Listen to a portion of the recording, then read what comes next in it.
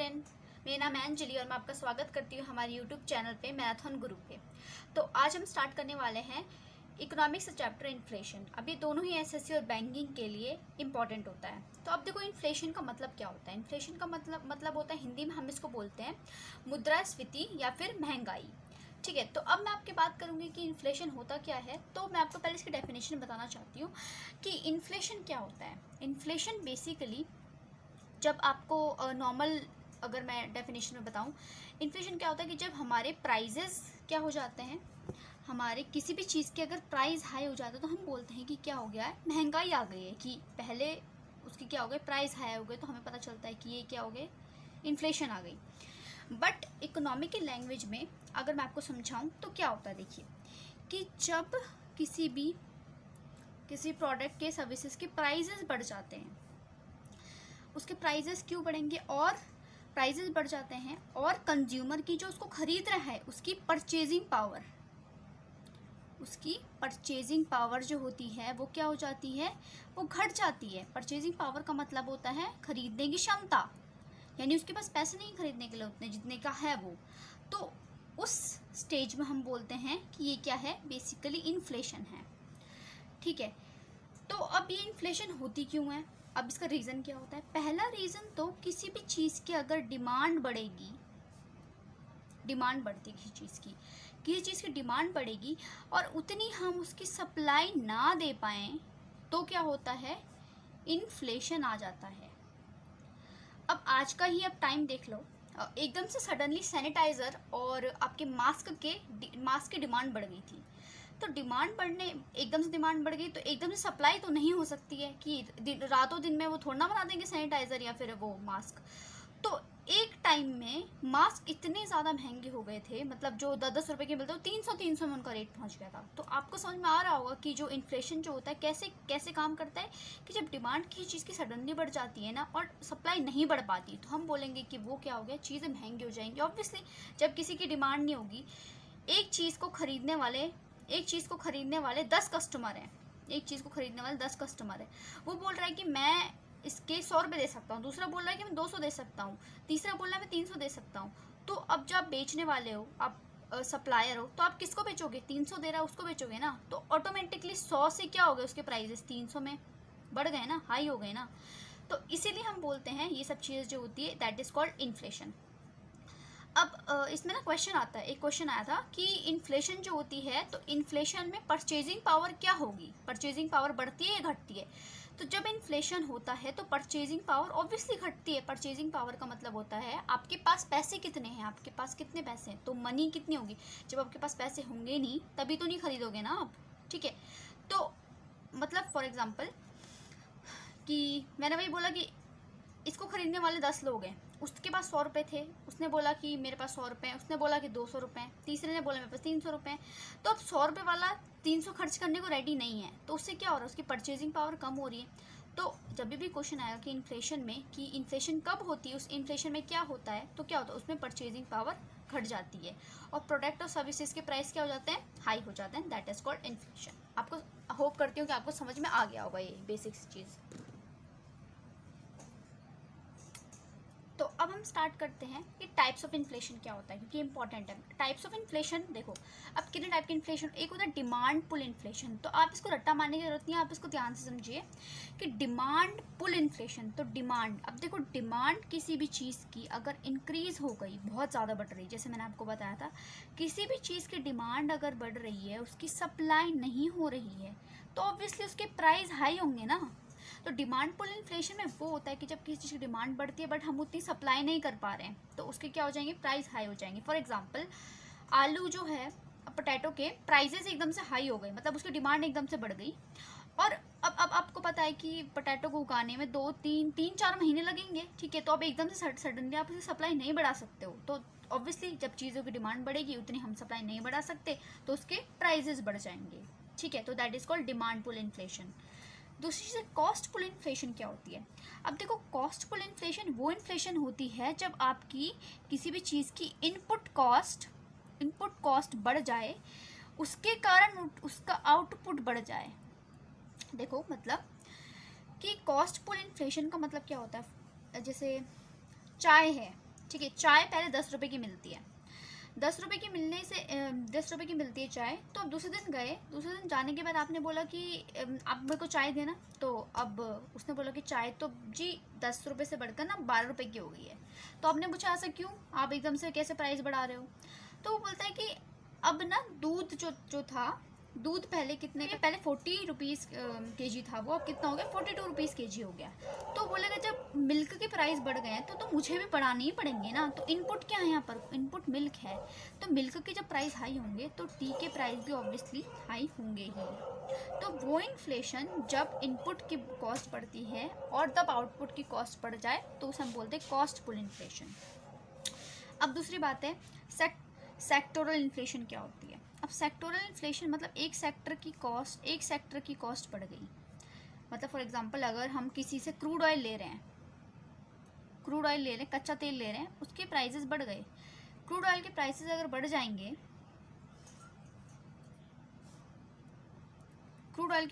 जाएंगे, तो ऑब्वियसली उसके पेट्रोल डीजल के प्राइसेस भी बढ़ जाएंगे। अब पेट्रोल डीजल के प्राइसेस बढ़ गए तो फिर अब जो खरीद रहे हैं पेट्रोल डीजल, जैसे फॉर एग्जांपल अगर ऑटो वाला कोई खरीद रहा है, ट्रांसपोर्टेशन भी क्या हो जाएगी, बढ़ जाएगी। जैसे जहाँ वो कितने ले रहा था, जहाँ पर को वो जाने के अगर 20 रुपये लेता था तो वो अब कितने लेने जाए, 25 रुपये लेने लग जाएगा, ज़्यादा बढ़ा देगा। क्योंकि क्या हो गया, पेट्रोल के प्राइस बढ़ गए, क्योंकि क्रूड ऑयल के प्राइस बढ़ गए थे। यानी एक सेक्टर की वजह से जब किसी भी चीज़ में, अब देखो ट्रांसपोर्टेशन हो गया, अब जहाँ पर कोई माल पहुँचाने में वो लेता था कितने 1000 रुपये लेता था, अब वो कितने ले रहा है, वो 1200 रुपये ले रहा है। तो ऑब्वियसली जो आउटपुट होगा आपका, जो आप माल इधर से उधर करवा रहे हो, वो क्या हो जाएगा, अपने आप उसके प्राइसेस हाई हो जाएंगे। तो मतलब डायरेक्टली कोई रिलेशन नहीं है, लेकिन इनडायरेक्टली रिलेशन जो बन जाए, जैसे एक सेक्टर के बनने से सब देखो सबके प्राइसेस बढ़ गए, तो इसको बोलते हैं सेक्टोरियल इन्फ्लेशन। अब देखो हम बात करेंगे स्क्यूफ्लेशन क्या होता है। इसमें एक सेक्टर के प्राइजेस तो बढ़ रहे हैं लेकिन अदर सेक्टर के प्राइजेस कम हो रहे हैं।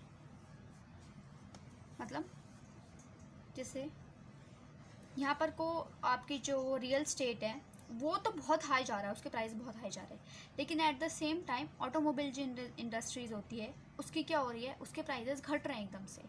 तो इसमें क्या होता है कि एक सेक्टर की प्राइस जब बढ़ने लगे, दूसरे सेक्टर की प्राइस जब घटने लगे, उसको हम बोलते हैं स्क्यूफ्लेशन। ठीक है, आपको समझ में आ गया होगा। अब सबसे इम्पॉर्टेंट जो है आपका वो है स्टेगफ्लेशन। इसमें से काफ़ी ज़्यादा क्वेश्चंस पूछे जाते हैं and it is very very important. तो देखिए, अब पूछा जाता है कि एसएससी में स्टेगफ्लेशन क्या होता है। तो ऑप्शन में आता, देखो स्टेगफ्लेशन क्या होता है, इन्फ्लेशन विथ रिसेशन। रिसेशन और इन्फ्लेशन एक साथ कैसे होगा। देखो रिसेशन का मतलब होता है मंदी, इन्फ्लेशन का मतलब होता है महंगाई, तो दोनों एक साथ कैसे आ सकते हैं। देखो इसमें ना हम यहाँ मॉनेटरी टर्म्स में बात नहीं कर रहे हैं, या मनी के टर्म में बात नहीं कर रहे हैं। हम ये बात कर रहे हैं जैसे फॉर एग्जांपल इन्फ्लेशन अगर आपका किसी भी चीज़ का, जैसे बाढ़ आ गई, कहीं बाढ़ आ गई, बाढ़ आने की वजह से वहाँ पर को क्या हुआ, खाने की जितने भी हमारी क्रॉप्स थी वो सारी ख़राब हो गई। सारी ख़राब होने की वजह से अब देखो क्या होगा वहाँ पर को कि उसके जो होगा उसके रेट बढ़ जाएंगे क्रॉप्स के, क्योंकि आपके पास वहाँ पर कुछ वो ही नहीं है, खाने के लिए है ही नहीं कुछ। तो अब जहाँ पर को वो लोग जो काम कर रहे थे वहाँ पर, जैसे फार्मर जो काम कर रहे थे और जैसे जो पैकिंग वैकिंग या फिर इधर उधर ले जाने वाले जो थे, उनकी जॉब चली जाए, क्योंकि कुछ जब है ही नहीं जब, तो क्या होगा, उनकी जॉब भी चली गई, तो अनएम्प्लॉयमेंट रेट बढ़ जाएगा। अब अनएम्प्लॉयमेंट रेट अगर बढ़ गया तो आपकी जो ग्रोथ रेट भी घट जाएगी। देखो जब लोगों के पास पैसा ही नहीं होगा तो आप माल बना के क्या करोगे। जैसे एक और एग्जांपल अगर मैं देती हूँ कि उस टाइम पे क्या हुआ कि बाढ़ आ गई, लोगों को बहुत ज़्यादा परेशानी हो रही है, लोग को खरीदने की हालत में नहीं है कुछ भी। आप की एक टेक्सटाइल इंडस्ट्री है, ठीक है, उसमें आप रिटेल का काम करते हो, आप वहाँ पर टेक्सटाइल इंडस्ट्री, उसमें आप एक कॉटन के कपड़े बनाते हो। आप कॉटन के कपड़े आपने बनाए, तो आपको पता है कि अभी ना बाढ़ आई हुई है, अभी कुछ बिकने वाला है नहीं, तो जब बिकने नहीं वाला तो फिर मैं क्यों प्रोड्यूस करूँ ज़्यादा नहीं करोगे तो आपको लोगों को निकालना पड़ेगा। जैसे जहाँ आप 100 बनाते थे वहाँ पर को आपको 10 बंदे चाहिए थे, अब आप 50 ही बना रहे हो, तो आपने बोला कि मैं क्यों फिर वो करूँ, मैं ऐसा करता हूँ 5 बंदों को निकाल देता हूँ। 5 बंदे जो हो गए, क्या हो गए, ये अनएम्प्लॉयड हो गए, अनएम्प्लॉयड हो गए, ठीक है, अनएम्प्लॉयड हो गए। और आप जहाँ ज़्यादा माल बना रहे थे अब वहाँ कम बना रहे हो। मतलब इससे क्या हो रहा है, जीडीपी क्या होती है कि जब आप जितना प्रोड्यूस करते हो एक साल में, वही तो जीडीपी होती है ना, उसी से तो हम ग्रोथ रेट नापते हैं। तो जब वही कम हो जाएगी, जब आप जितना 10, जहाँ 10 बना रहे थे वहाँ 5 बना रहे हो अब, तो ग्रोथ रेट कम नहीं हुई। तो इसके कारण क्या होता है, इन्फ्लेशन तो बढ़ रहा है, क्योंकि लोगों के पास पैसे ही नहीं है, पैसे हैं ही नहीं। जहाँ पर को वो 5 रुपये की चीज़ भी खरीद लेते थे, अब उनके पास इतने पैसे हैं ही नहीं कि वो 5 रुपये की चीज़ भी खरीद सकें। तो उससे क्या आ रहा है, इन्फ्लेशन आ रहा है। इन्फ्लेशन के साथ अनएम्प्लॉयमेंट भी आ रहा है और रिसेशन भी आ रहा है। तो इसीलिए जब स्टैगफ्लेशन जो होता है, स्टैगफ्लेशन कभी भी आए तो उसमें आपको क्या करना है, inflation with recession is stagflation. ठीक है, उम्मीद करती हूँ आपको समझ में आ गया होगा। आपको नहीं भी आया समझ में तो आप ये चीज़ याद रखिए कि inflation with recession is stagflation. ठीक है, हाँ जी। अब हम बात करेंगे मेजरमेंट ऑफ इन्फ्लेशन, कि अब इन्फ्लेशन को कैसे मेज़र करते हैं। हम बोलते हैं ना कि इतना रेट बढ़ गई, ये मतलब 1% बढ़ गई इन्फ्लेशन, या फिर 0.2% कम हो गई, तो हम ऐसे मेज़र कैसे करते हैं इन्फ्लेशन। तो इन्फ्लेशन, पहली बात तो आप पहले एक बार फॉर्मूला इसका देख लीजिए कि इन्फ्लेशन का फॉर्मूला क्या होता है। इन्फ्लेशन को नापने का एक ईजी सा फॉर्मूला होता है, current price minus base year price divided by base year price into 100।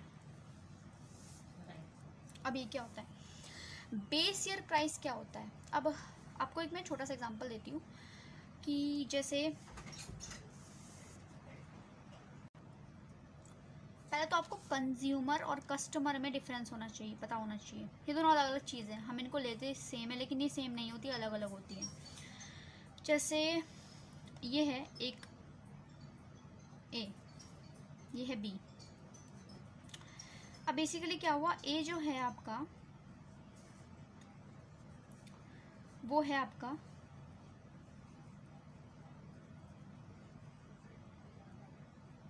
Customer, B है कंज्यूमर। कस्टमर मतलब जैसे अब ये है होलसेल मार्केट, इसने क्या करा, यहाँ से ख़रीदा, यहाँ से ख़रीदा, यहाँ से ख़रीद के रिटेल में ले लिया इसने। रिटेलर है ये राशन की दुकान होती है ना जो, वो है ये, ठीक है, इसने ले लिया। अब आप कंज्यूमर हो, कंज्यूमर मतलब जो इसको यूज़ करेगा वो होता है कंज्यूमर। अब आपने अब इससे ले लिया, इससे ले लिया, जैसे अब क्या करता है ये होल थोक में ले लेता है इससे, और फिर क्या करता है एक एक करके कंज्यूमर को बेच देता है। तो कस्टमर और कंज्यूमर जो होता है अलग अलग। खरीद तो ये भी रहा है ना, लेकिन ये खरीद कंज्यूम करने के लिए नहीं कर रहा, मतलब उसका क्या करेगा, ये बिजनेस करेगा, उसको ये यूज़ नहीं करेगा। तो जो चीज़ यूज़ कर रहा होता है वो होता है कंज्यूमर। ठीक है, तो अब इसने क्या करा कंज्यूमर। अब देखो जब हम इन्फ्लेशन निकालते हैं तो इस पे हम लेते हैं होल WPI, ये है आपका होल प्राइस इंडेक्स, ये है आपका, अब ये होगा आपका कंज्यूमर प्राइस इंडेक्स। तो टेक्निकल चीज़ों में मैं नहीं जाऊंगी बिकॉज वो कंफ्यूज कर देगी। तो आपको सिर्फ इतना पता होना चाहिए कि जब भी हम इन्फ्लेशन निकालते हैं तो किस पे निकालते हैं, कंज्यूमर प्राइस इंडेक्स में, यानी CPI में हम निकालते हैं। पहले हम 2012 में 12 तक हम WPI से निकालते हैं, लेकिन अब हम निकालते हैं CPI। जैसे फॉर एग्जांपल आप अगर देखो पहले किसी 2018 में किसी भी एक चीज़ है उसका प्राइस 10 था, जैसे मैगी का प्राइस 10 था, 2019 में उसका प्राइस 12 हो गया। तो इसने क्या करा, 12 हो गया इसका प्राइस। तो अब हम क्या करेंगे, देखो करंट प्राइस कितना है उसका, करंट प्राइस 12 है, बेस ईयर प्राइस मतलब पुराना वो कितना था 10, बेस ईयर प्राइस कितना था 10 इंटू, इसको सॉल्व कर दीजिए, 2 5 20%, तो इसका क्या आ गया 20%। तो हमें पता चल गया कि इसके जो प्राइस कितने बढ़ गए, 20% से इसके प्राइस बढ़ गए। तो इन्फ्लेशन हम ऐसे निकालते हैं, ये बस एक आपको एग्जांपल दिया था मैंने ताकि आपको पता चल जाए कि ये करंट प्राइस और बेस प्राइस क्या होता है। बेस प्राइस मतलब पुराना प्राइस, करंट प्राइस मतलब जो अब का प्राइस चल रहा है, ठीक है। तो इन्फ्लेशन हम इस तरीके से निकालते हैं, और सीपीआई से निकालते हैं। ये भी आ सकता है कि किस में निकालते हैं, कंज्यूमर प्राइस इंडेक्स से निकालते हैं। ओके, आपको समझ में आ गया होगा। अब हम बात करेंगे कि इन्फ्लेशन, और चलो आपको मैं बना के दिखाती हूँ पहले डायग्राम, उसके बाद फिर हम बात करेंगे उस बारे में।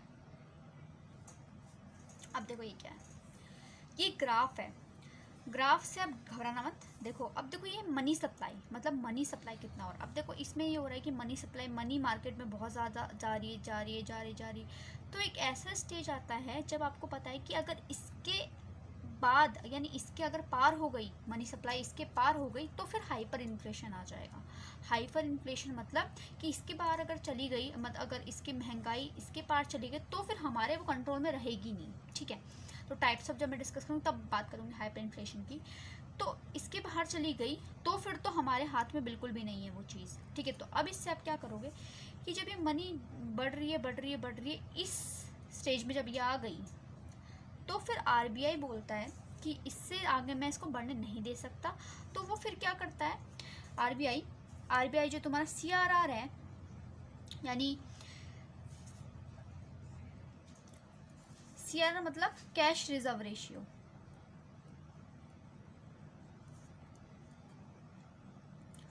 अच्छे से मैं तब डिस्कस करूंगी इसको मॉनेटरी पॉलिसी में, फिर भी आपको बता दे रही हूँ। कैश रिजर्व रेशियो मतलब कि कैश रिजर्व रेशियो जो होता है ये बढ़ा देता है आरबीआई बोलता है कि लोगों के हाथ में पैसा नहीं रखोगे तब जाके वो लोग पैसा खर्च नहीं करेंगे। इन्फ्लेशन या डिमांड जब बढ़ती है, कब बढ़ती है, जब लोग उसको डिमांड करते तभी तो बढ़ेगी। डिमांड कब करेंगे लोग, जब उनके पास पैसा होगा। तो उन्होंने बोला कि पैसा ही जब उनके हाथ में नहीं होगा तो फिर तो वो खरीदेंगे नहीं ना, खर्च करेंगे ही नहीं ना। तो इसीलिए इन्फ्लेशन, हाइपर इन्फ्लेशन में के स्टेज में जाने से पहले, मतलब जाने वाले हैं, तो आप क्या करो उसमें सीआरआर बढ़ा दो और रेपो रेट भी बढ़ा दो। रेपो रेट मतलब होता है कि जब जो आपका आरबीआई होता है वो लोन देता है आपके सेंट्रल बैंक्स को, जैसे पंजाब नेशनल बैंक हो गया, स्टेट बैंक्स हो गए, ठीक है, और भी HDFC, बहुत सारे बैंक, जो भी जितने निजी बैंक आते हैं, जो आरबीआई उनको लोन देता है। तो आरबीआई बोलेगा कि आप, जैसे मैं आपको 6% पे लोन दे रहा हूँ, तो अब आपका 6% से लेकर 6.2 हो गया, 6.12 हो गया मेनली, ठीक है। तो रेपो रेट बढ़ा दिया उसने, और रेपो रेट अगर बढ़ गया तो फिर अब जितने में, मतलब लोगों को, अब बैंक्स हमें लोन देते हैं, ठीक है, अब बैंक्स हमें लोन देंगे तो उसमें इंटरेस्ट रेट ज़्यादा बढ़ा देंगे। तो फिर जो, अगर इंटरेस्ट रेट ज़्यादा होगा तो लोग लोन लेंगे ही नहीं। तो लोन अगर लोग लेंगे नहीं तो उनके हाथ में पैसा नहीं आएगा तो फिर वो खर्च नहीं करेंगे, ठीक है। मतलब समझ रहे हो आप, आस में सब चीज़ें जो है जुड़ी हुई हैं। तो ऐसे कैश रिजर्व रेशियो जो होता है आपका, जब वो बढ़ा दिया जाता है, रेपो रेट बढ़ा दिया जाता है। और गवर्नमेंट क्या करती है, वो सिक्योरिटीज़, जो ओपन मार्केट ऑपरेशन, यानी जो गवर्नमेंट सिक्योरिटीज़ होती है, वो आपको मॉनेटरी में करूँगी, गवर्नमेंट सिक्योरिटीज़ होती है जो आपकी, वो सेल करना शुरू कर देती है, ताकि गवर्नमेंट सिक्योरिटी सेल करूँ मैं, ठीक है। उसके बाद जो, मतलब लोगों के पास पैसा हो वो मेरे पास आ जाए। तो लोगों के हाथ में पैसा ना हो तब जाके इन्फ्लेशन नहीं बढ़ेगी, ये आप याद रखना। तो गवर्नमेंट जब पैसा कंट्रोल करना चाह रही है, यानी मनी लोगों के हाथ में नहीं रखनी चाह रही है, तो इस पॉइंट को क्या बोलोगे आप, इस पॉइंट को बोलते हैं डिसइन्फ्लेशन। हिंदी में अगर मैं लिखूं तो मनी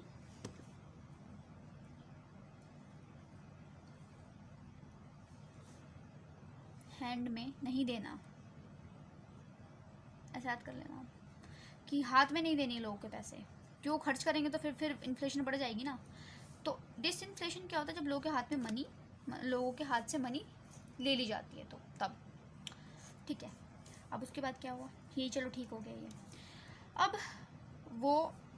फिर क्या हुआ, जब लोग, इन्फ्लेशन कम हो गया तो वो फिर क्या बढ़ने लग जाएगा, रेट कम होने लग जाएंगे। लोग अगर खरीदेंगे नहीं तो चीज़ों के रेट कम होने लग जाएंगे, और वो कम होते डिफ्लेशन, मतलब मंदी में आ जाएंगे, मंदी में आ गए, ठीक है, मंदी में आ गए। तो ये एक और पॉइंट होता है कि अगर इसके आगे मैंने वो करा तो फिर बहुत रिसेशन आ जाएगा, रिसेशन, मंदी आ जाएगी बहुत ज़्यादा, और ये डिफ्लेशन जो होता है इन्फ्लेशन से ज़्यादा खतरनाक होता है, ठीक है, क्योंकि इसमें प्रोडक्शन तो नहीं हो रहा, प्रोडक्शन नहीं होगा तो जीडीपी बढ़ेगी नहीं। एटलीस्ट इन्फ्लेशन में जीडीपी तो बढ़ रही है ना आपकी थोड़ी बहुत, लेकिन इसमें तो बिल्कुल ही हाल बुरा हो जाता है। तो डिफ्लेशन जो होता है ज़्यादा खतरनाक होता है इन्फ्लेशन से। तो अब ये आएगा यहाँ पर को, अब क्या करेगी यहाँ पर को आगे, तो उन्होंने बोला कि चलो ठीक है अब हमें क्या करना है, प्राइजेस थोड़े हाई करने की, लोग खर्च करें। तो जब आप चाह रहे हो कि लोग खर्च करें तो इसका उल्टा करोगे, फिर क्या करोगे आप, CRR कम कर दोगे, रेपो रेट कम कर दोगे, ठीक है। उसके बाद जो आपकी गवर्नमेंट सिक्योरिटीज़ है वो परचेज कर लोगे, परचेज करोगे तो फिर क्या करेंगे, आप लोगों को पैसा दोगे, लोगों के हाथ में पैसा आएगा तो वो खर्च करेंगे तो फिर ये दोबारा से उसी स्टेज में चली जाएगी, फिर दोबारा से ये साइकिल जो होती है वो रिपीट होगी। तो अब इस मतलब जब लोगों के हाथ में पैसा देना है तो इसको क्या बोलेंगे, री इन्फ्लेशन,